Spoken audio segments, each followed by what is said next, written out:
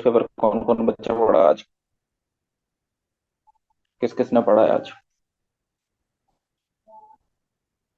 किसी ने नहीं? एक भी नहीं है? फिर वही किसी पिटी लाइन बोलनी पड़ेगी मेरे को। इलेक्ट्रिसिटी नहीं, न्यूज़पेपर से कितना टाइम लेते हैं न्यूज़पेपर? एट मैक्स आपका 30 मिनट्स। लेकिन अगर भागते रहोगे न्यूज़पेपर से तो काफी ज्यादा लॉस करवा लोगे। चलो, आज का देख लेते हैं। आज के ज्यादा इंपॉर्टेंट आर्टिकल्स थे नहीं, बट क्योंकि हमें कवर करवाना ही है तो फिर स्टार्ट करते हैं। पिछली बार मैंने लास्ट क्लास में आपको वो पढ़ाया था, अग्नि 5 का जो टेस्ट हुआ था, प्लस उसके साथ न्यूक्लियर डॉक्ट्रिन वगैरह थी। उसके ऊपर एक क्वेश्चन है, वो मैं आज दूंगा। उसके ऊपर कोशिश करना है आंसर्स लिखने की सभी बच्चे। और ये जो आर्टिकल्स हैं इनसे भी रिलेवेंट जो जो टॉपिक्स मैं बताऊंगा कि उनके ऊपर सर्च करो, वो सब के सब करना। इन दी एंड हमारा ये क्लास का क्या फॉर्मेट रहेगा कि ये जो एडिटोरियल्स आपको दिख रहे हैं सामने, इनको मैं एक्सप्लेन कर दूंगा इनके बारे में क्या क्या है, because you haven't studies newspaper today. तो इसको एक्सप्लेन करने के बाद पर एडिटोरियल जो जो मैं टॉपिक्स बोलूंगा वो प्री ओरिएंटेड, उससे रिलेवेंट जो भी फैक्ट्स होंगे वो आपको खुद गूगल करके, कोई भी सोर्स पकड़ के, उसका जो डेटा फैक्ट जो भी होंगे वो सब आपको कलेक्ट करना है। एक सेपरेट नोटबुक बना लो उन पर्टिकुलर टॉपिक्स को लेकर के, और आप खुद कोशिश करना। और एक आध दिन के बाद वही जो टॉपिक्स होंगे उसके ऊपर हमारे की तरफ से जो भी कंटेंट होगा वो हम आपको प्रोवाइड करवा देंगे।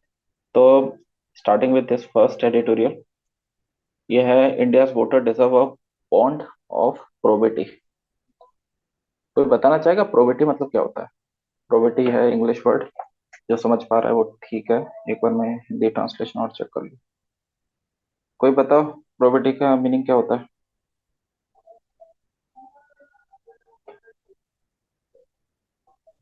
अरे भाई कैसे साइलेंट हो?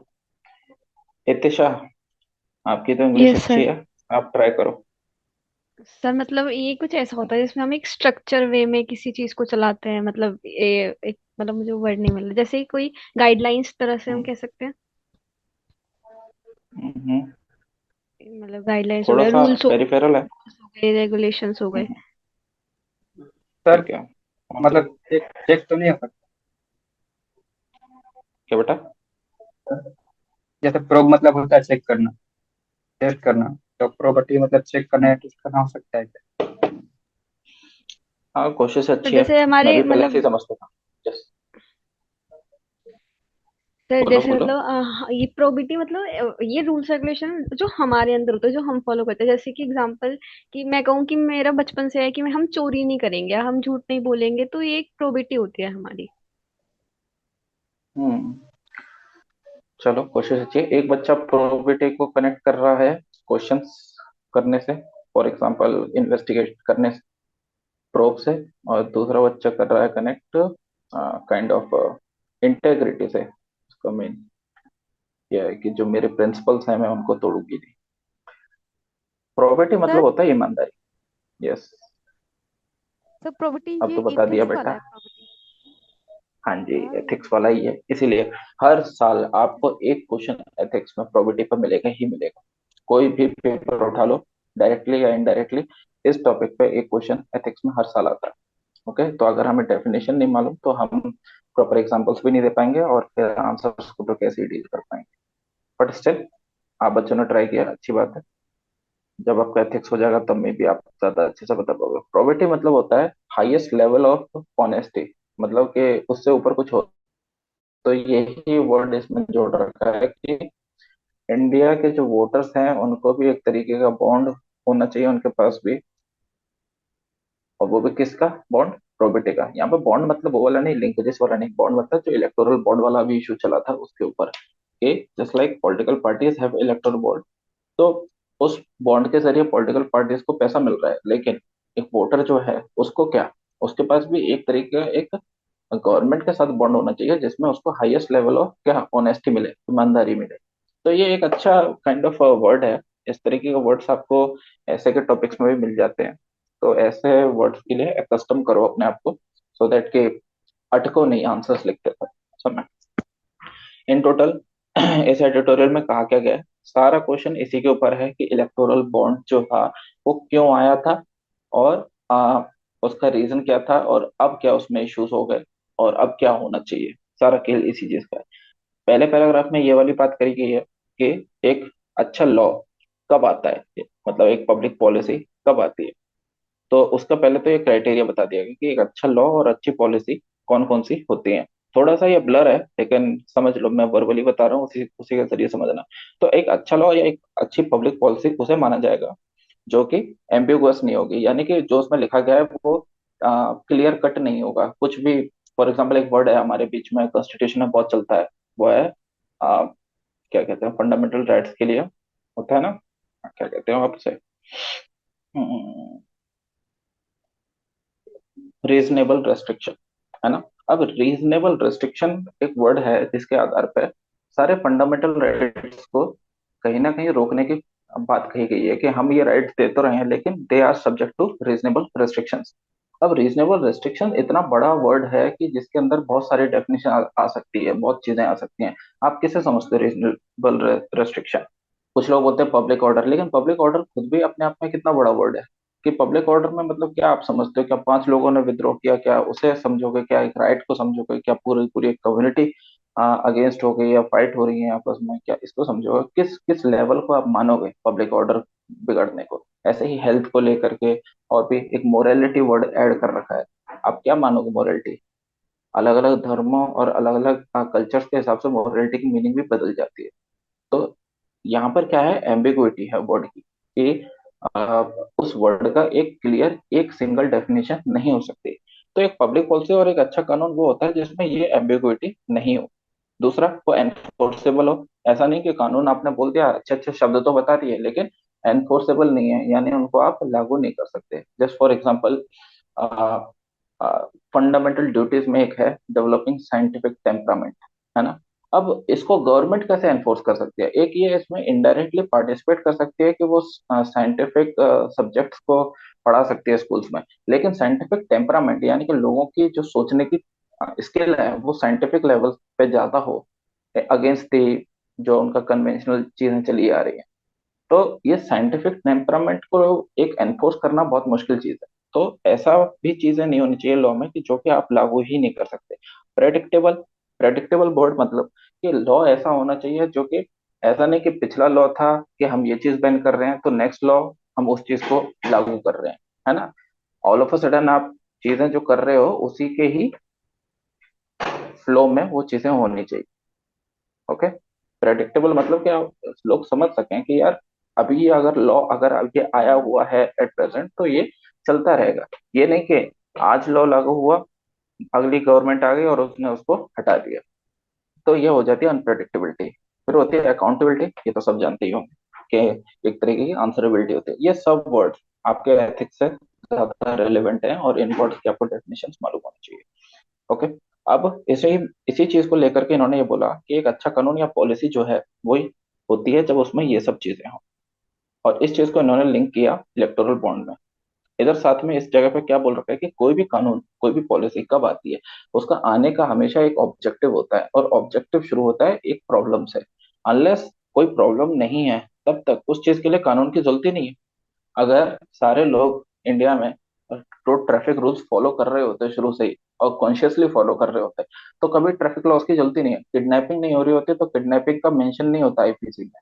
ऐसे ही अनटचेबिलिटी प्रैक्टिस नहीं हो रही होती तो आर्टिकल 17 की जरूरत नहीं पड़ती कॉन्स्टिट्यूशन में। ठीक है। तो कोई भी इशू जो जनरेट होता है वो सबसे पहले एक प्रॉब्लम से होता है। प्रॉब्लम, प्रॉब्लम के साथ इशू, फिर इशू को डील करने के लिए एक कानून या स्कीम या रूल या पॉलिसी वो लाई जाती है। तो ये चीज ही इलेक्टोरल बॉन्ड से लिंक होती है कि इलेक्टोरल बॉन्ड स्कीम भी इसी चीज को ध्यान में रखते हुए लाई गई थी। तो अब मुझे ये बताओ कि आगे का हम सोचने की जरूरत नहीं या पढ़ने की जरूरत नहीं है, आप खुद ही बता गेस कर सकते हो कि इलेक्टोरल बॉन्ड स्कीम क्यों लाई गई होगी, क्या रीजन हो सकते हैं। कोई बोलना चाहेगा? इलेक्टोरल बॉन्ड क्यों आए थे?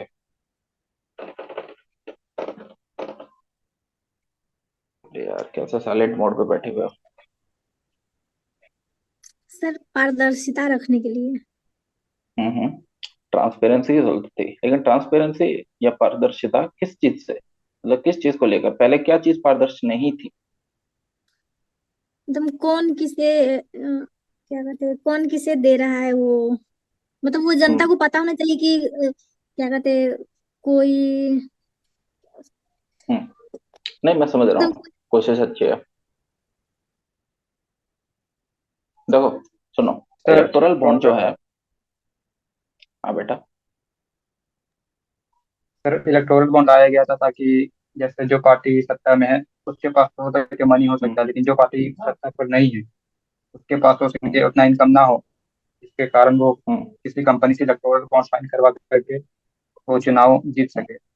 और सर इसका मतलब पॉजिटिव साइड भी है सर बहुत, और काफी नेगेटिव साइड भी देखने को मिला है सर इसका हाँ, नेगेटिव उस साइड ये है उसमें बाद कि में जाएंगे। नहीं नहीं नहीं नहीं। नेगेटिव साइड पॉजिटिव बाद में देखेंगे, पहले ऑब्जेक्टिव की बात कर रहे हैं। इलेक्टोरल यहाँ पर ऑब्जेक्टिव की बात कही गई है। सीधा सीधा है जो इस आर्टिकल में लिखा है, प्लस एडिशनल नॉलेज ये समझ लो कि रिप्रेजेंटेशन ऑफ पीपल एक्ट है 1951। ओके, इसके थ्रू और सब्सिक्वेंट रूल्स के थ्रू ये एस्टेब्लिश हुआ था फैक्ट कि एक जो पार्टी होती है उस पार्टी को इलेक्शन लड़ने के लिए पैसे की जरूरत है, यानी डोनेशन लेना होता है। तो पहले जो रूल्स थे वो ये कहते थे कि 20,000 रुपीज से अगर कम पैसा कोई डोनेट कर रहा है तो उसे अपनी आइडेंटिटी बताने की जरूरत नहीं है। और वो ये जो डोनेशन है वो किसी भी फॉर्मेट में कर सकता है। आपका कैश में भी कर सकता है, आपका इलेक्ट्रॉनिक मीडियम से भी कर सकता है, चेक ड्राफ्ट कोई भी सोर्स से। ठीक है। अब 20,000 से अगर ऊपर का करता है अमाउंट तो उसे अपनी आइडेंटिटी भी सब कुछ बतानी पड़ेगी, जो भी आ, मतलब डोनेट कर रहा है। तो अल्टीमेटली क्या हो रहा था इससे कि ज्यादातर लोग क्या कर रहे थे, जैसे किसी को 2 लाख रुपए देने हैं तो वो 20,000 के बहुत सारे चेक्स बनवा करके, ड्राफ्ट बनवा करके वो देते थे। और सबसे बड़ी बात, इसमें कैश ट्रांजैक्शन बहुत ज्यादा होता था। कैश में है पार्टीज को फंड दिया जा रहा है। तो इससे अल्टीमेटली क्या हो रहा है कि ये एक चैनल बन गया था जिसके थ्रू ब्लैक मनी को व्हाइट बनाया जा रहा है। ब्लैक मनी को व्हाइट बनाया जाता था। ब्लैक मनी क्या होता है? जो पैसा जिसके ऊपर गवर्नमेंट को टैक्स नहीं मिला। Simple definition. इसके अलावा ब्लैक मनी उसको भी काउंट किया जाता है जो कि इलेजिटिमेट सोर्स से आया हो। इलेजिटिमेट मतलब कि गैर कानूनी माध्यम से वो पैसा आया हो, उस को ब्लैक मनी कहा जाता है। अब उसको व्हाइट बनाने का ये जरिया बन गया था। कैसे बन गया था? पॉलिटिकल पार्टीज जो हैं, इन पार्टीज के पास जो पैसा आता है उसको इन्हें डिस्क्लोज करने की मतलब जरूरत नहीं होती। मतलब ये बता सकते हैं अमाउंट किसने दिया, मतलब सॉरी, ये बता सकते हैं कि कितना अमाउंट आया, लेकिन ये नहीं बता सकते कि किसने पैसा दिया। तो अल्टीमेटली जब आइडेंटिटी पता ही नहीं चल रही है तो पॉलिटिकल पार्टीज का जो अकाउंट है बॉडी में आगे बढ़ सकते हो। अब तो आपको यहाँ से क्या क्या करना है वो चीज देख लो। बताता हूँ, एक सेकेंड। इसको भी नोट करना। सबसे पहले आपको फाइंड करना है क्या होती है नेग्लेक्टेड ट्रॉपिकल डिसीज, एनटीडी। ठीक है। दूसरा, यहाँ से आपको सर्च करना है सस्टेनेबल डेवलपमेंट गोल्स के बारे में। इनके बारे में एसडीजी में ये पढ़ना है कि कहाँ, क्यों आए थे, कहाँ से आए थे। एसडीजी से पहले था मिलेनियम डेवलपमेंट गोल्स, एमडीजी। ठीक है। इसके बारे में पढ़ना है। इसको थर्ड थर्ड नंबर पर रखो, मिलेनियम डेवलपमेंट गोल्स। ओके, इसके बारे में आप सर्च करोगे। एसडीजी हो गया। एसडीजी में याद करने की कोशिश करो, जो 17 है सस्टेनेबल डेवलपमेंट गोल्स आपको याद हो ऑर्डरली। अच्छा। और टारगेट, टारगेट छोड़ो, ज्यादा हो जाएगा, इतना ही कर लेना आप। ठीक है। नेगेटिव ट्रॉपिकल डिसीज एक छोटा सा बता देता हूँ आइडिया कि जो ट्रॉपिकल रीजन है India, not only India, world का जो ट्रॉपिकल रीजन है, यहाँ पे कुछ ऐसे डिसीजेस हैं जो कि बहुत ज्यादा एपिडेमिक केसेस को जनरेट करती हैं, बहुत ज्यादा इन्फेक्शियस हैं। लेकिन उसके ऊपर उतना ध्यान नहीं दिया जा रहा जितना कि और देशों में ध्यान दिया जा रहा है। और एग्जाम्पल ऐसे समझो कि ये हो गया आपका ग्लोब। ओके। अब ट्रॉपिकल एरिया ये पड़ता है ऐसे। ठीक है। अब यहाँ, सॉरी, ट्रॉपिकल रीजन आप मान के चलो कि ये पड़ेगा आपका। ओके। अब होता क्या है कि वर्ल्ड में जो प्रीमियम ऑर्गेनाइजेशन है जो कि डिसीज को लेकर के रेगुलेशन बनाती है प्लस गाइडलाइंस इशू करती है, वो है डब्ल्यू एच। और डब्ल्यूएचओ में ज्यादातर स्टेक होल्डर्स कौन से हैं, मतलब जो सबसे ज्यादा जिनका क्या, मतलब फंड जो देते हैं डब्ल्यूएचओ को, या फिर सबसे ज्यादा उनकी कमिटीज के हेड होते हैं, वो ज्यादातर यूरोपियन कंट्रीज। ओके। तो अल्टीमेटली इससे क्या होगा कि जो यूरोपियन कंट्रीज की जो बीमारियां हैं उनके ऊपर पॉलिसीज ज्यादा बनेंगी और उनके ऊपर ध्यान भी ज्यादा दिया जाएगा। ट्रॉपिकल एरियाज में अक्सर देखा गया है कि अंडर डेवलप्ड कंट्री है, मतलब वो वाले देश हैं जो कि जिनके पास पैसा कम है और वहाँ की जो पॉपुलेशन है बहुत ज्यादा गरीब है, तो उनके यहाँ की जो बीमारियां हैं उनके ऊपर ज्यादा फोकस नहीं किया जा, मतलब किया जा रहा। ठीक है, इसीलिए ये वर्ड आया, नेग्लेक्टेड, जिनको इग्नोर किया जा रहा है, ट्रॉपिकल और डिसीज, इसीलिए ये टर्म आया। इसमें आपकी सारी बीमारी आ जाती हैं, स्टार्टिंग फ्रॉम जो आपके H1B1 से स्टार्ट होकर के जितने भी इबोला और ये सब आई थी ना डिसीज, वो भी। मलेरिया पहले नेग्लेक्टेड ट्रॉपिकल डिसीज थी, अब क्या हुआ, मलेरिया के केसेस यूएसए और यूरोपियन कंट्रीज में भी आने लगते हैं, तो वो अब इसको भी इम्पोर्टेंस देने लगते हैं। तो ये भी एक तरीके का आप नोटिस करोगे कि इंटरनेशनल पॉलिटिक्स में ये भी एक डिस्क्रिमिनेशन है कि W H O, world health organisation, जिसके सारे मेंबर्स हैं वर्ल्ड के कंट्रीज, आप सभी की यहाँ की समस्याओं, सभी की यहाँ की डिसीज को लेकर पॉलिसी क्यों नहीं बना रहे? ऐसा ही क्यों है कि सिर्फ यूरोपियन कंट्रीज या जो डेवलप्ड कंट्रीज हैं वहीं की जो इश्यूज हैं उन्हीं को ज्यादा हाईलाइट कर रहे हैं? डायबिटीज और कैंसर को लेकर के आपके सामने बहुत सारे पॉलिसीज और आर्टिकल्स आप इशू कर रहे हो, बट ये सब बीमारी, एबोला और ये सब, इनके ऊपर क्यों नहीं कर रहे? ये कब करते हैं कि एबोला केस साउथ अफ्रीका से जनरेट हुआ, और सॉरी अफ्रीका से जनरेट हुआ, और ये इसमें से कोई फ्लाइट पकड़ के पहुंच गया यूएसए में और वहां के लोगों को इन्फेक्ट करना शुरू कर दिया, तब इनको ध्यान आता है कि भाई हाँ, इस पे भी पॉलिसी होनी चाहिए। तो इस चीज के ऊपर पढ़ना कि नेग्लेक्टेड ट्रॉपिकल डिसीज क्या होती है। ऐसे ही एसडीजी और मिलेनियम डेवलपमेंट गोल्स, इस एडिटोरियल में ये कहा गया है कि eliminating disease one region at a time. Okay, तो ये कहना चाह रहा है कि दो चीजें पहले कही हैं इसने यहाँ पे, कि एलिमिनेशन और एक और वर्ड था इरेडिकेशन, इन दोनों में क्या डिफरेंस है? एक बीमारी है उसको खत्म करना, और एक बीमारी है जिसको स्प्रेड होने से थोड़ा सा रोकना, यही अंतर है।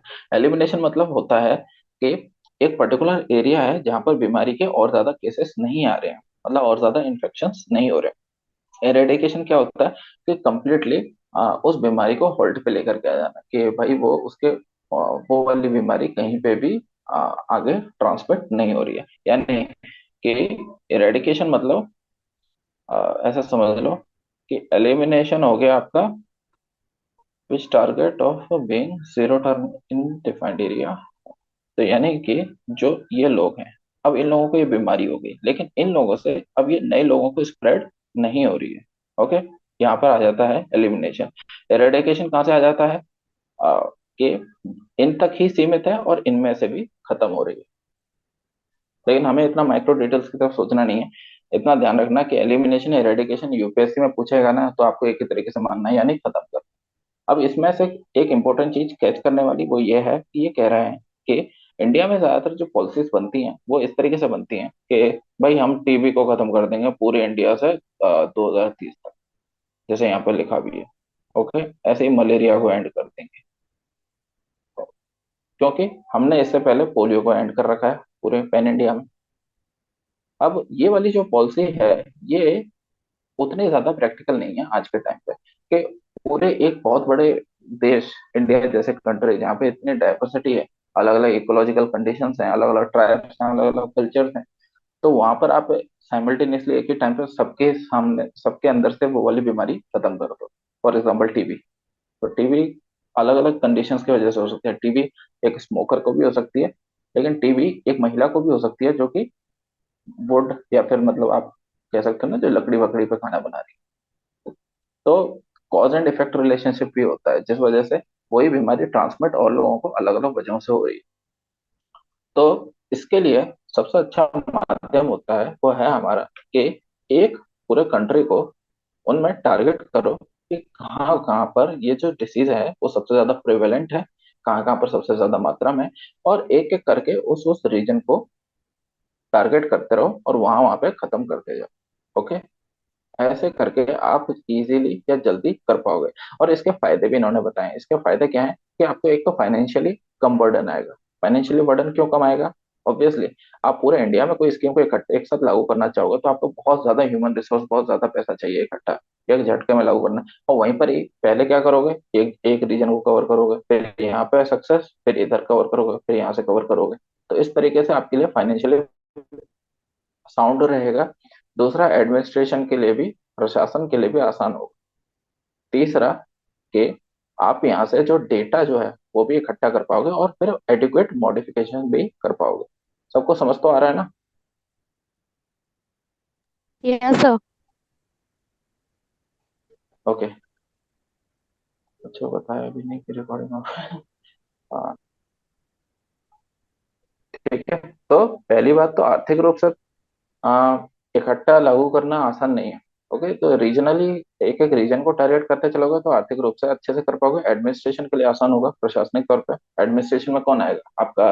नर्सेस आती हैं, डॉक्टर्स आते हैं, उसके बाद नॉर्मल जो क्या कहते हैं, जो वैक्सीन वगैरह को डेवलप करती हैं एजेंसीज, ठीक है, वो भी आती हैं, ये सब आते हैं। फिर ये डेटा और डेटा को अच्छे से कलेक्ट कर पाओगे। फॉर एग्जाम्पल मैंने एक रीजन पकड़ा, अब इस जगह पर मैंने इस बीमारी को कंट्रोल करने की कोशिश की। मैं एक प्रिजम्पशन के साथ चल रहा था, मैं एक आइडिया लेके चल रहा था कि फॉर एग्जाम्पल मुझे फीवर खत्म करना है।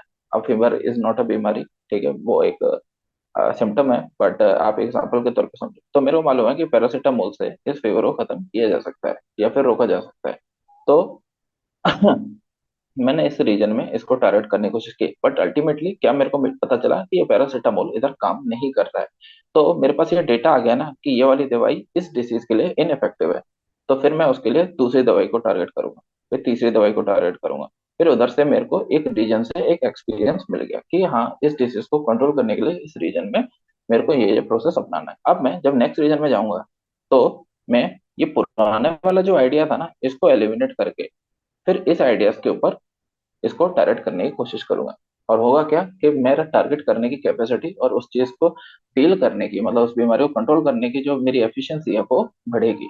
ओके, तो रीजनल बेसिस पे एक रीजन से दूसरे रीजन पे जाना आपको मल्टीपल एक्सपीरियंसेस देता है, और उससे क्या है कि आप नेक्स्ट लेवल पे जब पहुंच रहे होते हो तो आप और अच्छे से उस चीज को लागू कर सकते हो। मैं कुछ चीजें इसमें ऐसे भी बता रहा हूँ जो यहाँ पर लिखी भी नहीं है, बिकॉज मैं मल्टीपल एडिटोरियल्स पढ़ रखे हैं, तो उसमें भी कहीं ना कहीं कुछ चीजें आइडिया है। तो रीजनल लेवल पे लागू करने का यही फायदा है। तीसरी चीज है, यहाँ पे लिखा हुआ है सर्विलांस। ओके, रीजनल लेवल पे लागू करने में सर्विलांस बहुत हेल्प करता है। ओके, आप एक पूरे पैन इंडिया को इकट्ठा सर्विलांस में नहीं डाल सकते। सर्विलांस मतलब क्या? नजर रखना। आप एक डिस्ट्रिक्ट में क्या हो रहा है उस पर अच्छे से नजर रख पाओगे, या फिर पूरे देश में इकट्ठा क्या हो रहा है उस पर नजर रख पाओगे? ऑब्वियसली एक छोटा रीजन है उस पर ज्यादा अच्छे से नजर रख पाओगे। कभी भी एक क्वेश्चन भी आ सकता है कि इंडिया डिसीज सर्विलेंस को लेकर के क्या क्या चीजों पे काम कर सकता है, या फिर आप जब आंसर्स लिख रहे होते हो तो हेल्थ केयर सेक्टर में क्या क्या इम्प्रूवमेंट किया जा सकता है, तो उधर ये पॉइंट लिख सकते हो कि सर्विलेंस सिस्टम को हमें इम्प्रूव करना है। अब सर्विलेंस सिस्टम का पॉइंट लिखोगे, उसके अंडर में क्या लिखोगे, उसके लिए बहुत अच्छे अच्छे पॉइंट्स यहाँ पे लिखे हुए हैं। जैसे कि कैप्चरिंग सर्विलांस सिस्टम मतलब क्या होता है, पहले तो ये लिखा है कि capturing every incidence of disease, यानी कि हर एक बीमारी का जो जो केस आ रहा है, जैसा कि कोविड में आ रहा था तो वहां पे रीजन्स बांट रखे थे कि red area, yellow area, green area, उस तरीके से। तो हर एक एक जो मौका आ रहा है जहाँ पर एक बीमारी का केस बन रहा है, तो उसको आप पकड़ पाना, उसी को सर्विलांस सिस्टम कहते हैं। इसको अच्छे से लागू करने के लिए क्या क्या चाहिए होता है? एक, आपका जो लेबोरेटरीज है जहाँ पर टेस्ट होते हैं, ओके, सैंपल्स लेकर के, वो आपकी अच्छी होनी चाहिए और वो बहुत बड़े स्केल पर होनी चाहिए। काफी कोविड से पहले हमारे पास उतनी लेबोरेटरीज थी नहीं, कोविड के बाद और ज्यादा बढ़ाई गई। ओके, तो ये क्या क्यों किया गया? ऑब्वियसली हमें अपना स्ट्रेंथन करना है लेबोरेटरी सिस्टम। इसके बाद अगला क्या है? मेडिसिन और कंज्यूमर्स की अवेलेबिलिटी होना। ओके, दवाई दूरी। ऐसा ऐसा नहीं है कि एक प्लेन एरिया में, फॉर एग्जांपल यूपी बिहार में दवाई की अवेलेबिलिटी आसान है कंपैरिजन टू हिली एरियाज, और वो भी जहाँ पे फॉरेस्ट एरियाज हो तो वहां पे मुश्किल है। ओके, तो सब जगह बराबर availability as per the requirement of that particular region. Okay, तो मेडिसिन की अवेलेबिलिटी, लेबोरेटरीज का स्ट्रेंथन करना, वर्क फोर्स जो है उसको प्रॉपर ट्रेनिंग और स्ट्रेटेजी, हाँ क्या लिख, हाँ, फॉर द रेगुलर, क्या है, ट्रेनिंग, हाँ, training of workforce on the regular requirement of the elimination strategy, मतलब वर्क फोर्स की प्रॉपर ट्रेनिंग होनी चाहिए। ओके, और ये वाली चीज ये सबसे ज्यादा इंपॉर्टेंट है, तो ज्यादातर बच्चे ना लिखते नहीं है पॉइंट्स में, तो ध्यान ही नहीं देता। एक बार अगर बीमारी मैंने एक जगह पे खत्म कर दी, उसके केसेस आने बंद हो गए, तो ऐसा तो नहीं है ना कि दोबारा नहीं आएंगे। तो मेरे को अपना जो सर्विलांस है, अपनी नजर रखना, वो केवल शुरू तब नहीं करना जब बीमारी शुरू हुई है, और तब नहीं बंद करना जब बीमारी खत्म हुई है। हमें वो सर्विलांस सिस्टम कंटिन्यूअसली शुरू होने से पहले और खत्म होने के बाद आगे तक एक्सटेंड करके रखना पड़ेगा, सो दैट कि आगे अगर कोई और केस डेवलप होता है तो हम उसके ऊपर इमीडिएट एक्शन ले सकते। इसके लिए वर्ड है डिटेक्ट री इंट्रोडक्शन ऑफ पैथोजन। पैथोजन मतलब ये एक एजेंट होता है जो कि बीमारी को फैलाता है। ठीक है। आवाज आ रही है सभी बच्चों को? यस। Okay okay. सो क्या था अपना कि पैथोजन, डिटेक्ट री इंट्रोडक्शन ऑफ पैथोजन, मतलब कि बीमारी दोबारा से आ रही है या संक्रमण फैल रहा है, आप कैसे कह सकते हो उसे। हाँ, मतलब बीमारी दोबारा से आ रही है तो उसको आप डिटेक्ट कर सको सही टाइम पे। ओके, और उसके लिए प्रॉपर एक्शन ले सको। ओके। अब इसमें एक और चीज बोली गई है कि क्या हम जो बीमारियां हैं, इंडिया में कोई एक बीमारी तो है नहीं, तो मल्टीपल जो डिसीज हैं, हम इनमें से क्या सभी डिसीज को एक साथ टारगेट करें। मैंने पहले ये बात कह दी, मतलब इस एडिटोरियल ने ये बात कह दी कि इंडिया है, इसमें जहां जहां हॉटस्पॉट हैं, जहां जहां पर बीमारियां सबसे ज्यादा हैं, उनको टारगेट करो। लेकिन ऐसा तो है नहीं ना कि एक रीजन में सिर्फ एक ही बीमारी होगी, वहां पर भी तो मल्टीपल बीमारियां होंगी। तो क्या मैं इन सभी बीमारियों को टारगेट करूं, या फिर उन बीमारियों को टारगेट करूं जो सबसे ज्यादा हैं, या फिर उनको जो सबसे उसके केसेस सबसे कम है।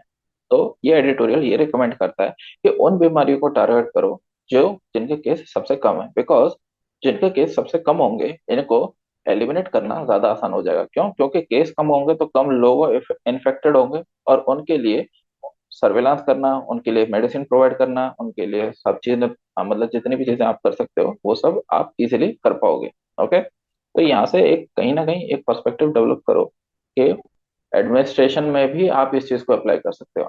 फॉर एग्जाम्पल, आप एक पुलिस ऑफिसर हो और आप एक जिले में गए। अब जिले में आप जाओगे, यू आर डीएसपी या फिर एक एसपी की पोजीशन पे हो, आपके पास अथॉरिटी है कि आप वहाँ के क्राइम्स को कंट्रोल कर सकते हो। बट वहाँ पे एक तरीका क्राइम होगा क्या एक जिले में? क्राइम्स तो बहुत तरीके के हो सकते हैं, तो कौन से क्राइम्स को टारगेट करोगे? वो वाले जो बहुत ज्यादा इंटेंस क्राइम है, या बहुत मीडियम लेवल के क्राइम है, या लो लेवल के क्राइम है, किन से शुरू करोगे? ओके। तो इस चीज को ऐसे भी आप अपने अलग अलग जोन्स में अप्लाई कर सकते हो, ऐसी नॉलेज को। सो ये एडिटोरियल ये कह रहा है कि आप डिसीजेस में उन डिसीज को टारगेट करो जो कि जिनके केसेस कम है, और जिनके केसेस कम है वहां से आप एक्सपीरियंस गेन करो कि आपने उसको कैसे कंट्रोल किया। ओके, और उसके बाद आप बड़ी बड़ी डिसीज की तरफ मूव ऑन करो। इससे क्या होगा ना कि आपका जो एसडीजी का गोल है, कि एसडीजी में बोल रहा है कि भाई ये डिसीजेस का एलिमिनेशन करना है, नेग्लेक्टेड ट्रॉपिकल डिसीज का एलिमिनेट करना है। अब इसके जो केसेस इंडिया में होंगे वो बहुत कम होंगे। तो अगर हम इन केसेस को टारगेट करके इनको खत्म कर पाते हैं, तो एक तरीके का हमने एक टारगेट अचीव कर लिया होगा एसडीजी 2030 तक। तो हमें जब फाइनल रिपोर्ट देनी होगी तो कहीं ना कहीं हमारी अचीवमेंट में आएगा, जिससे कि हमारी रैंकिंग इंप्रूव होगी, जिसकी वजह से हमें फंड्स या हमारी तरफ जो इनोवेशन के लिए जो चांसेस हैं वो सब इंप्रूव होंगे। इसमें बस इतना ही है आपके लिए। जो इनिशियल लेवल पे आपको क्या अभी इसमें से कोशिश करनी चाहिए और फाइंड आउट करने की, वो ये है नेग्लेक्टेड ट्रॉपिकल डिसीज, इसके बारे में सर्च करोगे। सस्टेनेबल डेवलपमेंट गोल्स, इससे पहले मिलेनियम डेवलपमेंट गोल्स। ओके। ये वाले गोल्स क्यों फेल हुए और ये वाले गोल्स की क्यों जरूरत करी पड़ी, ये कोई और सेशन होगा, वहां पर मैं आपको समझा दूँ। ये हो गए आपके पॉइंट्स। नेक्स्ट क्या है आर्टिकल? जी, हमारे प्रधानमंत्री जी ने राष्ट्रपति पुतिन को कॉन्ग्रेचुलेट किया है उनके री इलेक्शन पे। सबको मालूम होगा रशिया में फिर से इलेक्शन हुए जिसमें प्रेसिडेंट के तौर पे व्लादिमीर पुतिन को इलेक्ट किया गया है। ओके। इसके लिए प्रधानमंत्री जी ने उनको कॉन्ग्रेचुलेट किया है। साथ के साथ ये भी बोलने की कोशिश की है कि भाई आप अपना जो वॉर है उसको खत्म करने की कोशिश करो, उसको कंट्रोल करने की कोशिश करो, और डिप्लोमेसी के थ्रू वॉर को सॉल्व करने की कोशिश करो। कोई मुझे बताओ यार कि डिप्लोमेसी क्या होती है? सर डिप्लोमेसी वो होती है कि मतलब एक एक सही तरीके से रणनीति बना के फिर उसको वो खत्म करना। हाँ सर, जैसे कि हाँ हाँ, मतलब कोशिश अच्छी है। एक स्ट्रेटेजी वे, मतलब बना के देन उसको हम्म। खत्म करना। हम्म। हम्म। तो हम टी के ऊपर बड़ी ई की होगी या छोटी ई की, वो आप चेक कर लेना। कूटनीति को मतलब डिप्लोमेसी का हिंदी होता है कूटनीति। इसको आप ऑपोजिट मान सकते हो वॉर का। ठीक है, ऑपोजिट मानना है। वॉर मतलब ऐसे समझो, जो इंटरनेशनल रिलेशंस होते हैं, ठीक है, जो कंट्रीज के बीच में जो अपने अपने संबंध होते हैं, वो किस किस बेसिस पे चलते हैं, उसको आप डिवाइड कर सकते हो सॉफ्ट पावर और हार्ड पावर के जरिए। ओके, यानी कि कठोर और एक मुलायम, इन इन दो चीजों में आप डिवाइड कर सकते हो। हार्ड पावर क्या होती है? जिसमें आप किसी देश के ऊपर सीधा जाके वॉर कर दो, अटैक कर दो, या और हार्ड मेजर्स जैसे कि इकोनॉमिक सैंक्शंस। आजकल वो भी हार्ड पावर में ही काउंट किया जा रहा है, आइडियली वो सॉफ्ट पावर में होना चाहिए। लेकिन आप इकोनॉमिक सैंक्शंस के जरिए एक कंट्री को आप आर्थिक रूप से खत्म कर रहे हो, तो वो भी एक आ जाता है कि एक हार्ड पावर का जरिया हो गया। अब सॉफ्ट पावर में आता है आपका डिप्लोमेसी। डिप्लोमेसी मतलब होता है कूटनीति। कूटनीति का मतलब होता है बातचीत से मामले को सुलझाने की कोशिश करना। कोई दो देशों के बीच में कॉन्फ्लिक्ट है तो जरूरी नहीं है कि वो कॉन्फ्लिक्ट जो है वो केवल युद्ध के जरिए ही सॉल्व किया जाए, बातचीत से भी सॉल्व किया जा सकता है। उसी चीज को प्रधानमंत्री जी कहना चाह रहे हैं कि रशिया को भी उसके साथ, यूक्रेन के साथ ये चीज करनी चाहिए। यहाँ पे हमारे लिए ज्यादा कुछ इंपॉर्टेंट है नहीं, लेकिन फिर भी आप इसमें कोशिश कर सकते हो। रशिया यूक्रेन वॉर का रेफरेंस लेते हुए आप करो, एक तो नाटो, इसके बारे में पढ़ो कि नाटो है क्या। और नाटो में हाल फिलहाल में जो कंट्रीज ऐड हुए हैं उनका भी नाम लिखो। मतलब हुआ तो शायद फिनलैंड ही है, ओके, लेकिन इसको ट्राई करो। स्वीडन हुआ है। और ट्रैक करने, स्वीडन भी हुआ है। हाँ, लास्ट मैंने फिनलैंड ही ध्यान दिया था। ठीक है, चेक करना जो जो है उन कंट्रीज के आपके पास नाम होने चाहिए। नाटो हो गया। इसके अलावा आप, एक सेकंड, एक आपको नाटो चेक करना है। दूसरा, इंडिया की फॉरेन पॉलिसी जो है उसमें एक आता है वर्ड गुजराल डॉक्ट्रिन। इसके बारे में आप पढ़ो। मैं जो जो पॉइंट लिखवा रहा हूँ ना, इसके ऊपर जरूरी नहीं है कि आप पूरी पूरी एक बुक उठा करके पढ़ने लग जाओ। सिर्फ गूगल करो और उसके उस पर्टिकुलर पॉइंट के ऊपर पांच पांच फैक्ट लिखो, सिर्फ fact. What, why, when, where, how, इसमें मत जाओ, सीधा फैक्ट लिखो। नाटो है तो नाटो का हेडक्वार्टर कहाँ है, मेंबर्स कौन कौन से हैं, और उसका मोटिव क्या है, क्यों बना है। ऐसे ही गुजराल डॉक्ट्रिन है, तो अगर इसके बारे में सर्च करोगे तो इसमें सर्च करो कि इसमें क्या क्या बोला गया है, आई के गुजराल ने क्या बोला था। ओके।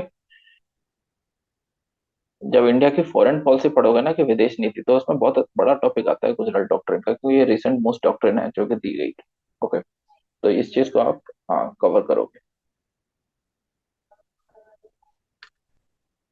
बाकी रशिया यूक्रेन वॉर के बारे में ज्यादातर बच्चों को तो पता ही होगा क्यों हुआ। उसमें भी आप जब नाटो के बारे में देखोगे तो उधर से रेफरेंस ले लेना। ये आ जाता है, ये कल के दिन मैंने शेयर भी किया था। इंडिया की रैंकिंग कितनी है वर्ल्ड हैप्पीनेस इंडेक्स में? 126। रैंक 1 पे कौन है? फिनलैंड। 2 पे डेनमार्क। 3 पे आइसलैंड। और कोई कंट्री है इसमें अपना अड़ोसी पड़ोसी हाल फिलहाल? नहीं। कोशिश करना चेक करने की इसके साथ कि चाइना की रैंकिंग क्या है हैप्पीनेस इंडेक्स में, और बांग्लादेश की क्या है। अगर इनकी रैंकिंग हमसे ज्यादा बेटर है तो हम इसको एक एज अ पॉइंट मेंस में लिख सकते हैं, जब हम बात करते हैं ह्यूमन डेवलपमेंट की। याद होगा आप लोगों को, मैंने एक बार पढ़ाया था आपको economic development versus human development. तो उसमें ह्यूमन डेवलपमेंट में हम काउंट करते हैं उन चीजों को जो कि टेंजिबल नहीं है, यानी कि एक भावनात्मक चीजों में इंप्रूवमेंट करने की कोशिश करना, उसमें भी ह्यूमन डेवलपमेंट, मतलब ह्यूमन डेवलपमेंट उसे काउंट करते हैं। तो हैप्पीनेस भी क्या है, एक भावनात्मक चीज है। ओके, तो अगर आप इधर भी परफॉर्म अच्छा कर पाओगे तो हो सकता है इस चीज का फायदा आपको अलग अलग सेक्टर्स में मिले, इवन इकोनॉमिक डेवलपमेंट में भी हेल्प मिले। अब ये चाइना बांग्लादेश का एग्जांपल क्यों जरूरी है? अगर ये लोग हमसे ज्यादा बेटर परफॉर्म करें, इनकी रैंकिंग हमसे बेटर है, तो हम इनको एग्जांपल के तौर पे लिख सकते हैं कि इंडिया का लेवल अभी ये है, India needs to do better than these countries also. Okay. इसके अलावा हैप्पीनेस इंडेक्स में एक और चीज है, इसके बारे में पढ़ो। पढ़ना क्या, 5 पॉइंट लिखोगे आप लोग। हैप्पीनेस इंडेक्स के क्राइटेरिया क्या है? क्राइटेरिया। ओके। और दूसरा करोगे कि कब, कब ये इशू हुआ, नीचे सर्च करो। अगला टॉपिक है centre defends appointment of new election commission ahead of Lok Sabha polls. मालूम होगा अभी तो इलेक्शन कमिश्नर्स की अपॉइंटमेंट हुई है, नाम बताओगे कोई? सर राजीव कुमार। अच्छा, सर आपने दो क्या बोला अभी? इलेक्शन कमिश्नर, हाँ अभी दो इलेक्शन कमिश्नर्स की अपॉइंटमेंट हुई है, यहाँ पे सामने ही लिखा हुआ है। अच्छा ये सर।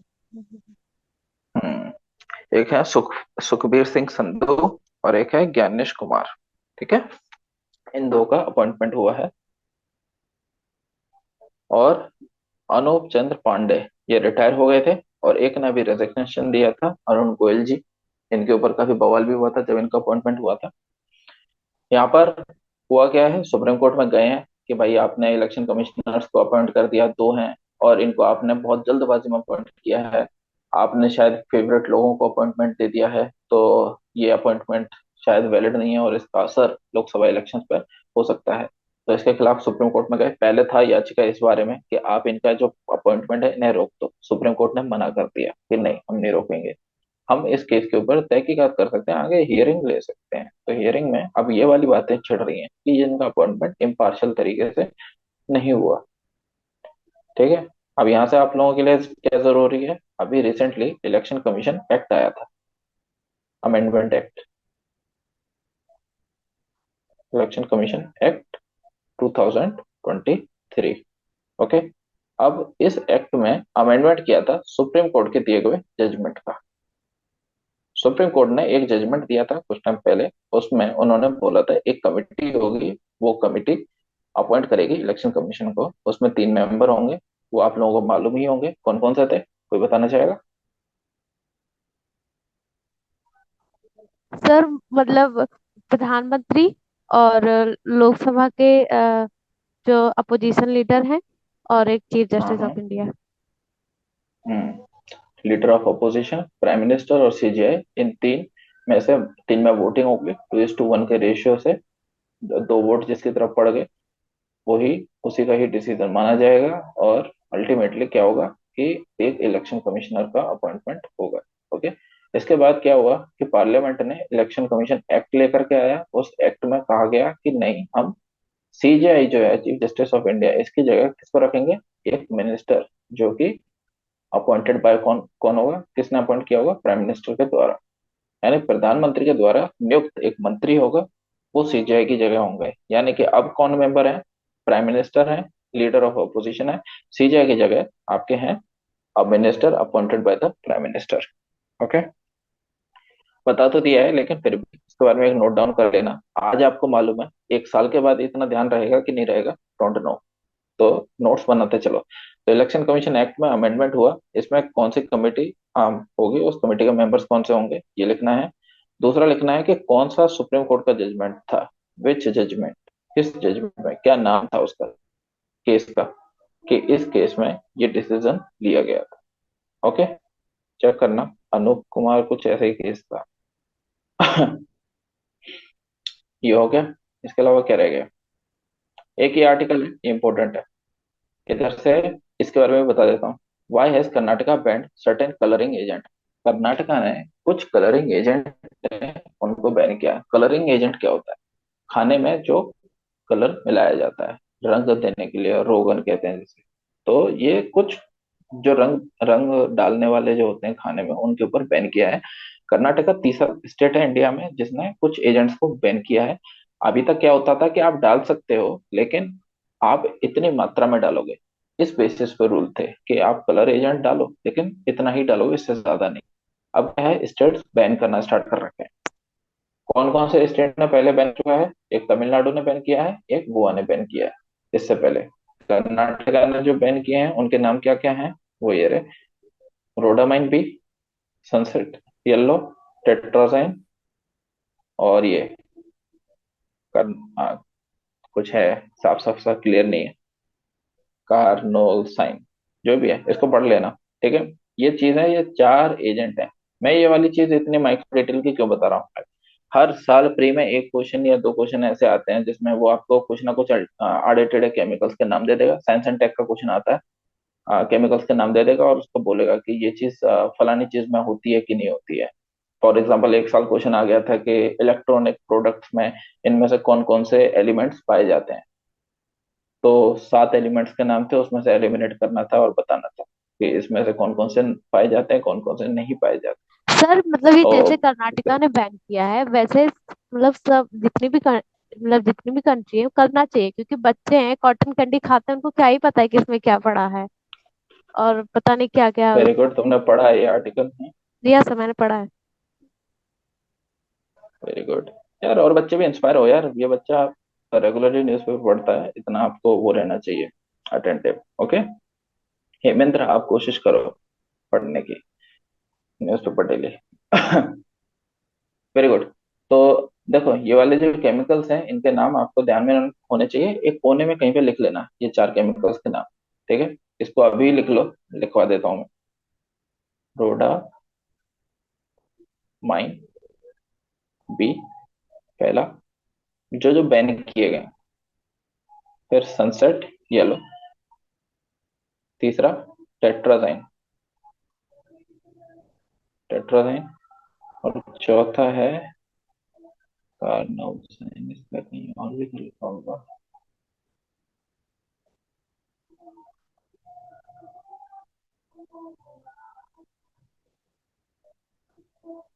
ठीक है, इसको मैं बता दूंगा कंफर्म करके इसकी स्पेलिंग।